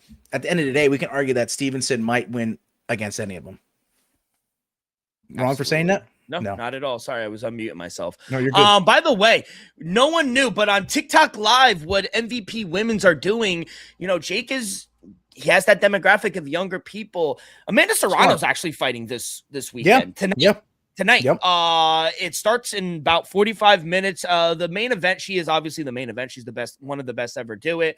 They're going to be fighting in the Perchanga Resort in California, but the event is streaming exclusively on TikTok Live.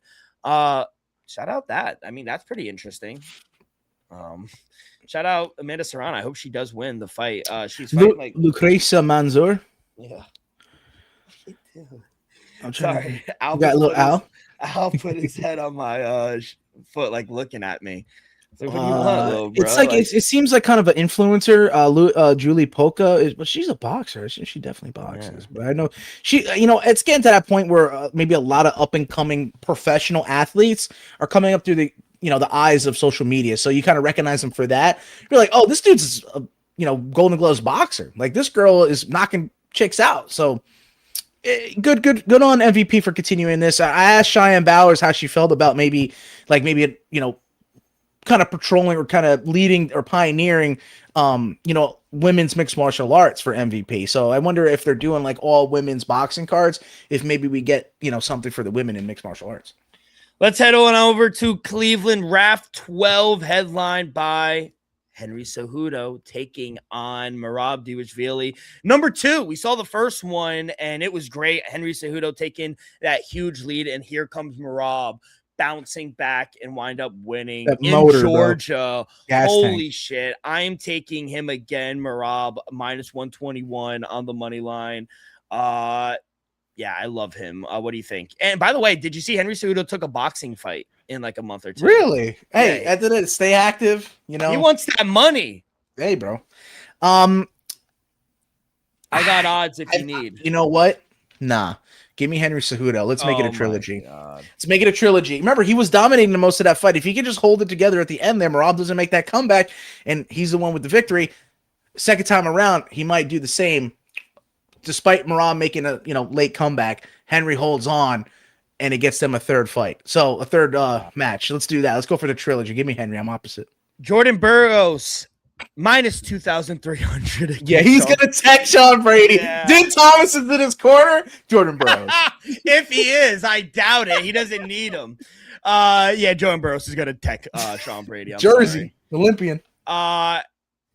David Carr. Minus 150. He's favorite here. Bo Nichols, a minus one. It's a pick 'em between him and Max McNeely. Minus 110 both ways. Big fight here, or big match. Minnesota, right? Is that where he went? You mean University of Minnesota? Yep. And he's from Minnesota too. He's from Minnesota, yeah. Yeah. He's fucking, what is he?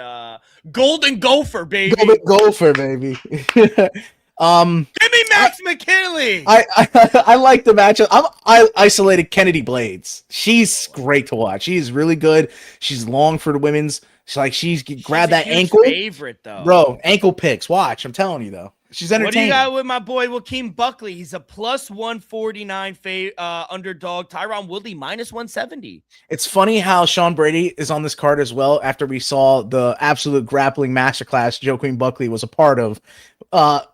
Whether it was against his own free will or not, he was a part of that grappling masterclass. Tyron Woodley comeback, baby. I got him out wrestling Joaquin Buckley. It just comes down to the athleticism and age for me.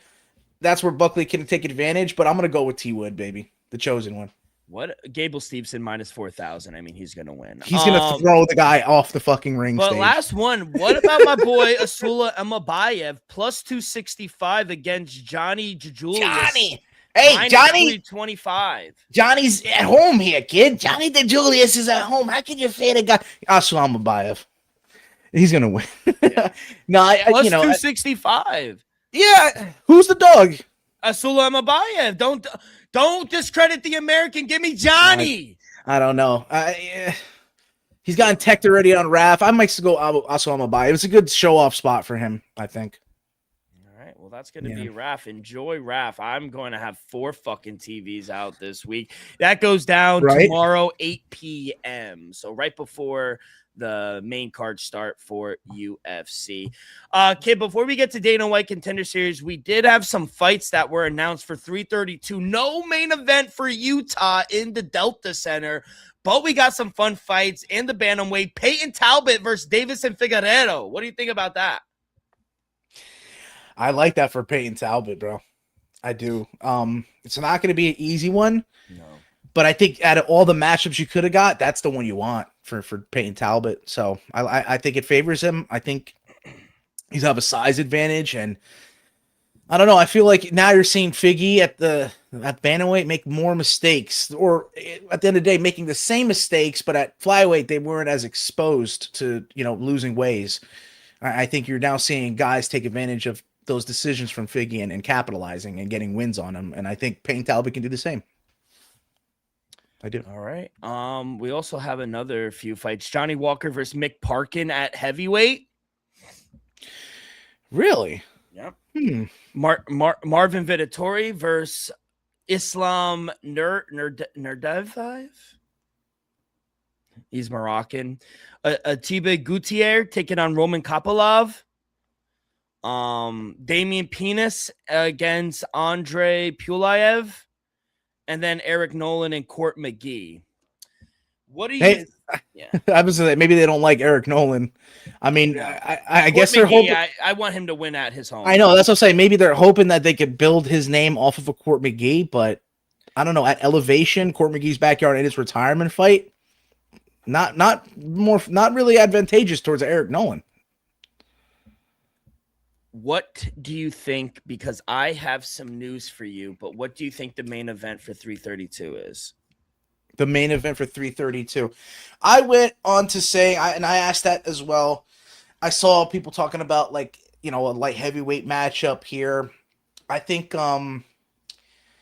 they've treated the Salt Lake City cards very well, but the way they can just fit in 2 women's title fights could make more sense on the schedule. So I'm going to go with 2 women's title fights for Salt Lake.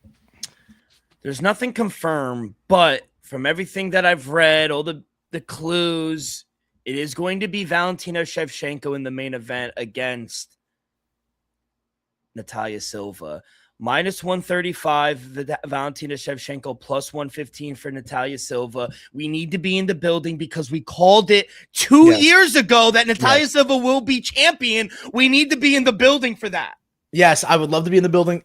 We got to set this up for Utah. I just got to say one thing. I think Valentina has earned a bigger number. I think that's speaking highly of Natalia Silva and how good she is. And maybe it's time, right? Like, Valentina's been there for so long at the top. Sooner or later, you got to, get off of it. Maybe it's Natalia Silva's time, but I think that's all I'm going to say. I think Valentina's earned a bigger number, but the reason being, I understand it, but the reason why I want Valentina to have a bigger number, because it'd be a bigger number to take with Natalia Silva on the dog price. Oh, we're going to be live in Utah cashing that. We should have put the number in 2 years ago when we called it. Plus 25,000. This girl, we've called it. We have audio. Go back and listen. We've been on Natalia Silva train, and if this is the fight, I'm depositing money. I am putting maybe my Roth RIA everything on Silva. By the way, this is why I think people have a distaste to Yair Rodriguez, because he never fights, and now he's out with his fight against Lord Silva. Someone posted, they're like, how does Yair pay his bills? Yeah, because he's fought twice since 2013 or 2023. It's just not, you can't keep and honestly, hot take, and I know they just implemented it, but UFC Noche is terrible. It always is, and it's no disrespect to Jose Delgado, who they got to fill in. The first one was great, but you're right. It's been a gimmick. Yeah, this is trash. Yair Rodriguez, Karate Combat's calling. Why don't they give it to fucking Diego Lopez? That's the fight I want to see. Well, that's what they're saving Diego Lopez. They're going to give him another title fight. But that's the bad blood. It wasn't with Jan Silva. I know. Diego Lopez already took care of that. I want to see a banger. But it was between Yair and Diego I know, Lopez. But I just want to see a banger. That's what I'm saying. It's like, you know what? If they don't give Diego Lopez a title fight, would you just say, as Diego Lopez, if you put yourself in his shoes, would you take a fight if they say, Yair Rodriguez? Yeah, you better. And we'll give you a title fight after. But your other option could have been a title fight. You don't know because they didn't tell you that. You don't want to wait. Yeah. And you get that, you take care of business there, you get that handled, and there's no stopping you then. So did I say? Oh, by the way, another fight that was just announced like 10-15 minutes ago. Rafael Dos Santos taking on Alexander Hernandez in Utah, October 3rd. Jesus, dude. I mean, time and time again, Alexander Hernandez is getting vets. Like, when is he gonna fight? Like Rafael dos Santos, RD. What is it? RDA. RDA. Yeah, RDA. He was supposed to fight Connor. Remember that? That was a long time ago. That was a long time ago. That was a good RDA too. I know he got pieced up by Eddie there, and he saw what Connor The did. Underground King, baby. But it comes down to styles, right? You know, RDA could have fights. taken Connor down. We don't have known, but now here we go, 10 years later, and RDR is going to fight against a young guy. What do we say to lead off the show? If you're an old man in a young man's game, I want to take RDA. Absolutely, kid. Yeah. Why don't we end it? Bella Mir 4-0. Taking on a good fighter here in Alex, whatever her last name is. She's good, though. I like women headlining it this Tuesday at the Apex. And by the way, I've been on board Yuri and Costa main eventing 322. See, it's like I don't feel like Yuri deserves it, but it's like to your point with the Diego Lopez, with the Yuri Prohaska, they're kind of right there for the clip to put in a fight like that. So it's kind of like their wild card. But I can't wait for this Bellamere. By the way, I was right all along with the Apex. Now that they've expanded it and actually have some fans, tell me the vibes aren't better. Yes, I wouldn't mind going. I wonder how exclusive tickets are. Yeah, he's got to know somebody, right? Know somebody that knows somebody that knows somebody. All right, take us away. Dana White Contender Series Week 3. Yeah, we touched the entire card here at Axe Kick Picks, and we're going to start with the middleweight division. Nick Galante, he's fighting out of Diego Rivera, BJJ in New Jersey, but I'm saying, just like we mentioned, Eric Nolan, fade everyone Dante Rivera right now. Carlos Petruzzelella has not gone to the judges in a single one of his 16 fights. I'm going to take Carlos Petruzzella. We already had a Seth Petruzzelli do great. Let's do it with the Carlos Petruzzella.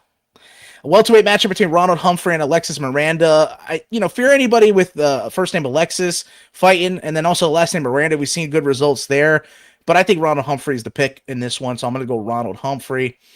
Welterweight Sean Clancy, the Scotsman, undefeated, taking on Gary Boletto. Yeah, Sean Clancy looks good. Scottish, right? We just saw a Scottish twister from Charles Johnson, undefeated record. Mind you, 2026 has not been good to undefeated fighters, and Gary Boletto, he's only lost to Jeremiah Wells. He's only lost to Billy Ray Goff, and they got caught first round like knockouts. It gets caught. Who doesn't, right? Gary Boletto's got more experience, more fights, and a higher resume. Give me Gary Boletto, nicknamed Batman. How could you fade him? And then the last two, heavyweights, Mario Pizzone taking on Guillermo Uriel. And we've seen Uriel before get starched, but he does have some, power. And I think between two Brazilians, the best pick in this one is to not have a side, but go under 1.5 rounds. These guys are fighting for a contract, so the finish got to happen early, ain't it? And then, of course, women's bantamweight matchup. Future champ. Let's call it now. Bella Mir, future champ. She already had an opponent cancel her because nobody wants to see Lady Mir. They're scared. So, however Lady Mir wants, she's going to get it done. Wow. Apex VIP goes for 5,000 allegedly. I heard they're anywhere from when they had, before they expanded it a little bit, I heard tickets were anywhere between 700 to 1,500. So that makes sense. VIP. So it's probably like an intimate experience. That's what they're selling. It's for family, friends, athletes that are in Vegas. They'll get a ticket. It's like that. I would still go though. Oh, 100%. I would still do it. Absolutely. Yeah. Fight night, baby. Neil Magny headlining it. Are you kidding me? We hear that. It's over. My. I'm there. I'll take out 5,000. Watch it be the week after or before Utah, and we'll just be out there. I'll go both. I'm sick. Or I'll type an email. I am unwell. I cannot be in the field. I am a degenerate watching Neil Magny win decision.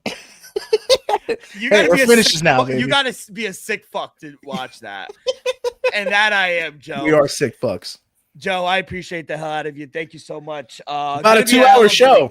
Yeah, we had a lot. Show. Hope you guys enjoyed it. Like I said, these are the best shows, post number events. We'll be back next Friday, probably from Miami. So we'll see you there. Miami. I'm in Miami, bitch. Enjoy the fights. Good luck on all your plays, and we will see you guys next week. Peace.